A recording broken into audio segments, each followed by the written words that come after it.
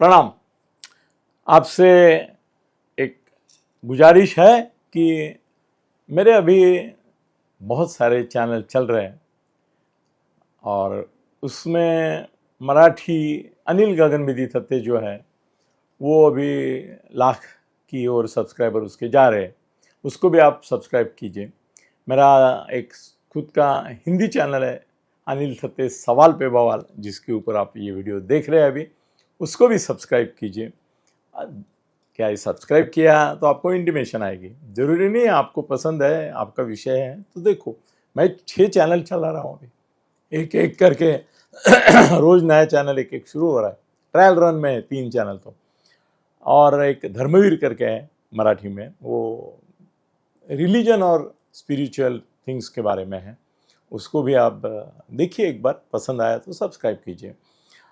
हिंदी को सब्सक्राइब बिल्कुल कीजिए। फिर मुद्दा भारत का ये जो मेरे मित्र श्याम गिरी चलाते हैं, उसमें भी मैं उतना ही इन्वॉल्व हूँ जितना मेरे खुद के हिंदी चैनल में हूँ।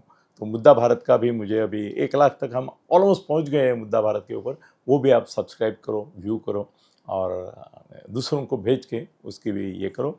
बाकी big boss Anil Thatte, controversies वगैरह जो चैनल है उसकी जानकारी मैं टाइम टाइम पे देता रहूँगा। और एक विशेष विनंती है, मेरा फेसबुक बहुत इंटरेस्टिंग है और फेसबुक पे मर्यादा नहीं है, बहुत कुछ डाल सकता हूँ। और मुझे भेजने वाले भी बहुत मेरे प्यारे मित्र हैं, फेसबुक फ्रेंड्स हैं, वो क्या क्या भेजते हैं जो आपको अन्य फेसबुक पे नहीं मिलेगा। तो मेरा एक फेसबुक अकाउंट है बिग बॉस अनिल थत्ते और दूसरा है अनिल थत्ते गगनविधी। आप फॉलोअर बनिए, फ्रेंड बनिए। अभी तक 1000 फ्रेंड्स मैं कर सकता हूँ, 4000 तक आ गया हूँ ऑलरेडी, 1000 और हो जाएंगे। तो आप आज ही भेज दीजिए, या तो सब्सक्राइब का ये फॉलो करिए या फ्रेंडशिप रिक्वेस्ट भेजो, मैं सब एक्सेप्ट कर रहा हूँ। अभी आते हैं अपने मूलभूत मुद्दा जो है आज, जो मैं इसमें उठाना चाहता हूँ उसके ऊपर।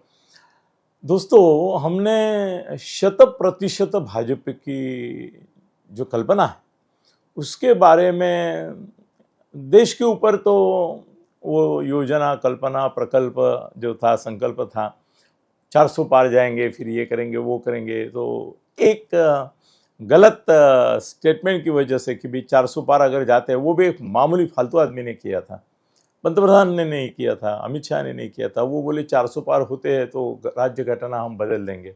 एक सेंटेंस और पूरा सत्यानाश। मोदी जी को 300 भी नहीं मिले, इतनी हालत बुरी हो गई। तो अभी ये महाराष्ट्र में 100% भाजपा, और ये कोई अभी महाराष्ट्र में जिनकी कुछ साख है, जिनको प्रतिष्ठा है, जो बीजेपी के शीर्षस्थ नेता माने जाते हैं, उनकी ये बात बार बार वो बोल रहे हैं। वो बोल रहे कि अगले चुनाव में, अभी चुनाव हुआ उसके बाद का जो चुनाव 29 में आएगा, शायद मुदत पूर्व चुनाव भी हो सकता है, मगर आज उसके बारे में नहीं बोलना चाहिए। हम अभी 29 का ही बात करेंगे। तो 29 में महाराष्ट्र में सत्ता में 100% भाजपा होगा, ऐसा कौन कौन बोले? देवेंद्र जी फडणवीस बोले, बावनकुळे बोले हैं, उनके सभी लगभग चंद्रकांत दादा पाटिल बोले हैं, मुनगंटीवार बोले हैं, उनके लगभग सभी जितने शीर्षस्थ नेता महाराष्ट्र में हैं, वो अभी दूसरी बातें नहीं कहते। वो बोलते 100% भाजपा अगली बार होगा, ये कोई मिलीजुली सरकार नहीं होगी।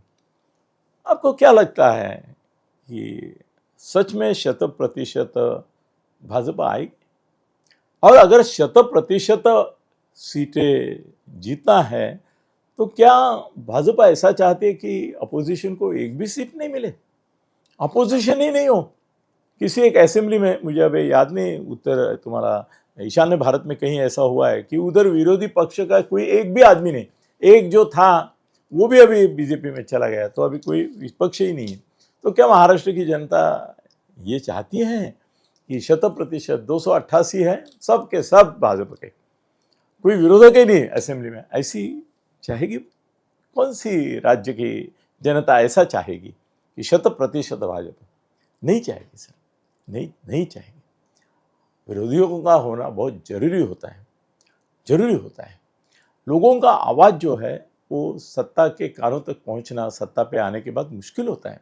वो आवाज़ पहुंचाने का काम अपोजिशन करती है। इसलिए अपोजिशन को खत्म करने की बात, जैसे संविधान खत्म करने की बात बुमरैंग हो गई, मुझे लगता है ये 100% का मामला जरा इसके आगे चल के बहुत बढ़ाया ना बीजेपी के नेताओं ने, तो बैकफायर होगा, सर्टेनली बैकफायर। लोग नहीं चाहेंगे, वो तो बोलेंगे अरे बाप रे ये 100% हो गए तो अभी जो हम लोग मुसीबतें झेल रहे हैं वो 100% हो जाएगी। नहीं बाबा नहीं, इनको 100% मत आने दो, और ऐसी हालत है कि 50% तक भी जाएंगे कि नहीं जाएंगे, ऐसी हालत खराब हो सकती है। तो ये असल में नेताओं को नहीं बोलना चाहिए कि अगले चुनाव में 100% भारत बीजेपी महाराष्ट्र में।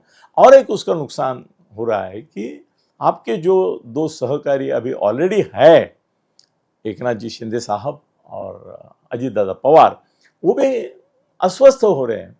बार बार आपके नेता जब बोलते हैं कि अभी 100%, तो उसका विपरीत परिणाम होता है, और ये मेरे से ज़्यादा कोई नहीं जानता है। अस्वस्थ होते हैं, वो सोचते हैं दोनों, अजीत दादा क्या एकनाथ जी क्या, कि क्या हमको समाप्त करते, हमको नामशेष करके, हमारे उम्मीदवार चुन के नहीं आए ऐसा देख के, डैमेज करके, क्या ऐसा खेल खेला जा रहा है कि हमको खत्म ही कर दे और ये 100% बन जाए। इन चुनाव के टाइम 8-15 दिन अचानक डिक्लेयर कर देंगे कि भाई नहीं, महायुति अभी रही नहीं। बीजेपी जैसे 2014 में उन्होंने लास्ट मोमेंट को डिक्लेयर किया, अभी खुद ही बोलते हैं कि हम 147 दे रहे, वो 151 मांग रही थी शिवसेना, इसलिए हमारी चली नहीं, और वो 47 तक मान नहीं रहे थे। अरे आप मान जाते ना, 151 के बदले 147 आपने क्यों नहीं माना? आप मानते तो भी युति होती थी और मजबूत सरकार आती थी, बीच में जो खिलवाड़ हुआ नहीं होती थी। आप उनको 5 सीट के लिए ब्लेम कर रहे, तो आपको भी वही ब्लेम जाता है कि नहीं? आपने भी इतना दुराग्रह क्यों दिखाया? वो छोड़ो, शिंदे साहब और अजीत दादा जब ये बात सुनते हैं, तब वो अशांत हो जाते हैं, अस्वस्थ होते जाते हैं। मैं उनके दिल की बात, उनके मन की बात मैं आपको बताता हूँ। उनको लगता है कि हमको ख़त्म करके तो नहीं है सोच रहे। और दूसरी एक पूरी हमको बोलते हैं गॉसिप, बीजेपी की रूमर मिल जो है, उनका सोशल मीडिया कंटेंट जो है, जो डायरेक्ट उनका है वो नहीं, जिस पे बीजेपी का लेबल है वो नहीं, और दूसरे लोगों से वो एक बात अभी आजकल स्प्रेड कर रहे हैं कि एकनाथ शिंदे और अजीत दादा ही हमारी 100% भाजपा के कंसेप्ट में अपनी अपनी पार्टियां विसर्जित करके बीजेपी में आ जाएंगे। ये रूमर भी अभी बीजेपी वाले बहुत फैला रहे हैं। मेरे को सभी पार्टियों के दोस्त हैं, उनसे मैसेज आते हैं, तो जो बीजेपी के लोग हैं उनकी तरफ से ये मैसेज अभी लीक होने लगा है सब जगह कि भाई ये दोनों विलीन हो जाएंगे, फिर एकनाथ शिंदे बने मुख्यमंत्री तो भी बीजेपी के बनेंगे, शिवसेना के नहीं बनेंगे। अब शिवसेना खत्म करके इनके बीजेपी में जाने की मनीषा, इच्छा है क्या एकनाथ जी शिंदे जी की? नहीं है, बिल्कुल नहीं है। मैं बताता हूँ आपको, वो लड़ेंगे, जीतेंगे या हारेंगे इसकी परवाह नहीं करेंगे, मगर वो शिवसेना जो बाला साहब ठाकरे का सपना पूरा करने का दावा करते हैं, उसके लिए वो शिवसेना कभी बीजेपी में विलीन नहीं करेंगे। वही बात अजीत दादा की है, उनकी बार्गेनिंग पावर किस में है? पार्टी के साथ जाने में, पार्टी में विलीन होने में नहीं है, वो भी नहीं चाहते, वो भी कभी नहीं बीजेपी में विलीन होंगे। तो ये भी स्प्रेड करके दबाव तंत्र चालू किया है, वो भी गलत है। उधर उबा ठाका और तुम्हारे कांग्रेस का और शरद पवार जी की जो पार्टी है उसका, शरद पवार जी की पार्टी के बारे में कुछ बोला नहीं जा सकता, क्योंकि अभी ऐसे लक्षण हैं कि तुम्हारा जितेंद्र आव्हाड जो है, हमारा मित्र है, वो अगर शरद पवार उनकी पार्टी बीजेपी में विलीन करने की सोचते हैं या उनके साथ जाने की सोचते हैं, तो शायद कांग्रेस में चला जाएगा, क्योंकि कांग्रेस एक ही पार्टी है जो कभी भी बीजेपी में विलीन नहीं होगी, या तो उनके साथ अभी नहीं रहेगी, अभी जो हालात है उसमें नहीं रहेगी, तो वो कांग्रेस में चला जाएगा। बहुत सारे जितेंद्र आव्हाड महाराष्ट्र में, वो कांग्रेस में चले जाएंगे। मगर ये 100% का बात अभी बंद करना चाहिए। जैसे बैकफायर हुआ ना आपका 400 के पार और संगठना बेकार, ये राज्य घटना बेकार, वो फायर 20 फायर हुआ, वैसा ही इधर होगा। तो मैं सोचता हूँ कि अभी 100% मत करो, बात ही करो मत। एकनाथ जी शिंदे जी को साथ लो, अजीत दादा को साथ रखो, उद्धव ठाकरे तो उतावला है आने के लिए आपके पास, चलो उसको भी ले लो। बाकी कौन रहे? कांग्रेस और शरद पवार भी आ सकते हैं, अकेली कांग्रेस अपोजिशन में रहेगी, ऐसे भी हालात हो सकते हैं, मगर फिर भी भाजपा 100% होने की कोई गुंजाइश मुझे नहीं दिखती। धन्यवाद।